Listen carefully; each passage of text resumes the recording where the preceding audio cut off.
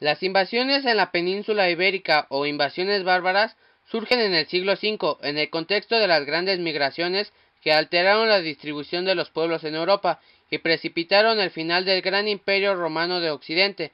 La península ibérica en particular sufrió la ruptura de la organización política y administrativa que el imperio romano había adoptado en las distintas provincias en que se dividía administrativamente Hispania.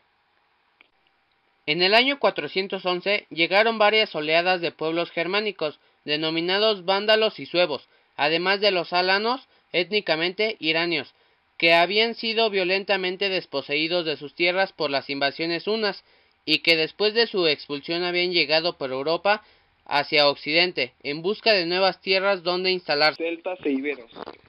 Los celtas y los iberos se ubicaban en la parte sur de la península ibérica, lo que ahora conocemos como Portugal.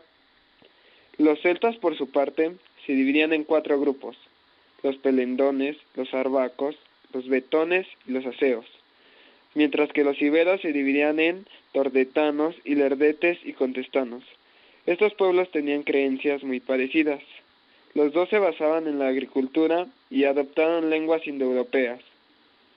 También obtuvieron nuevos materiales con los que crearon la moneda.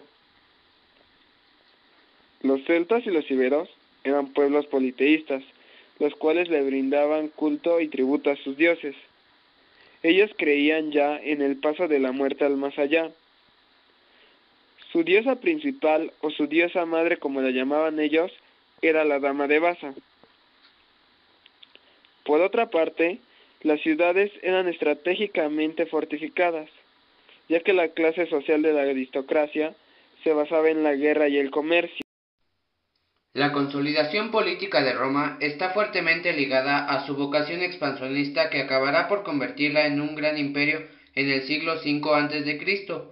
En los siglos siguientes los romanos consiguen vencer a los etruscos, situados al norte de la península italiana, y federarse con los griegos de la Magna Grecia.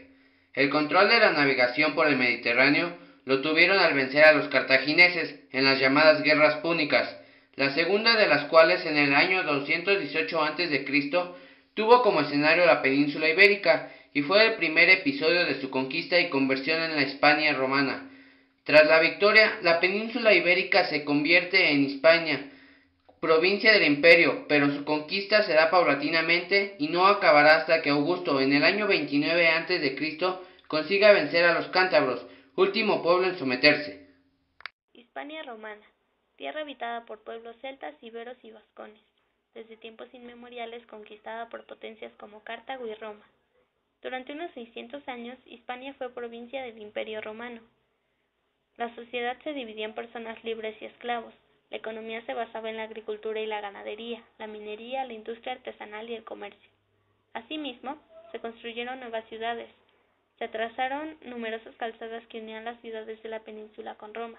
Se generalizó la utilización de la moneda y se propagó el uso del latín. Roma dejó un legado que hoy contemplamos y vivimos. Fue una civilización de la que somos herederos directos, producto del proceso denominado romanización. Hispania visigoda. Durante el Imperio Romano, los visigodos estaban asentados junto al río Danubio, hasta que, presionados por los hunos, entraron en territorio romano. A Hispania llegaron en el año 415 como aliados de los romanos para luchar contra otros pueblos germanos, suevos, vándalos y alanos, que habían ocupado parte de la península. En el año 418, los visigodos se establecieron en Galia, donde crearon el reino de Tolosa. Desde allí, realizaron incursiones en la península y tras varios años de lucha expulsaron a vándalos y alanos, quedando solo los suevos. En el año 507, otro pueblo germano, los francos, derrotaron a los visigodos, que se establecieron en Hispania. La conquista musulmana de la península ibérica surge en el siglo VIII, reemplazando el reino visigodo por dirigentes árabes. Fue un proceso relativamente rápido, ya que en solo 15 años, del 711 al 725, se llegó a ocupar todo el actual territorio de España y Portugal. En el año 718 se sublevó un noble llamado Pelayo. Fracasó, fue hecho prisionero, pero sin embargo consiguió escapar y organizó una segunda revuelta en los montes de Asturias, que empezó con la batalla de Covadonga en el año 722. Esta batalla se le considera el comienzo de la reconquista cristiana. Origen de la lengua española. En el siglo III a.C., la península ibérica estaba poblada por celtas iberos, cuyo dialecto tuvo una gran influencia en el español. Los romanos conquistaron esta región después e impusieron el latín como idioma, el cual tenía dos formas de hablarse: el latín vulgar, del cual se deriva el español, quien no tenía reglas gramaticales, y el latín culto, quien sí tenía y era hablado por filósofos y científicos. Otro impacto significativo es el de los árabes, quienes conquistaron España por 8 siglos, y el español se vio influenciado por su idioma. Gracias a las grandes conquistas de España, a partir de 1492, el español se habla en los 5 continentes y es el tercer idioma más importante a nivel mundial.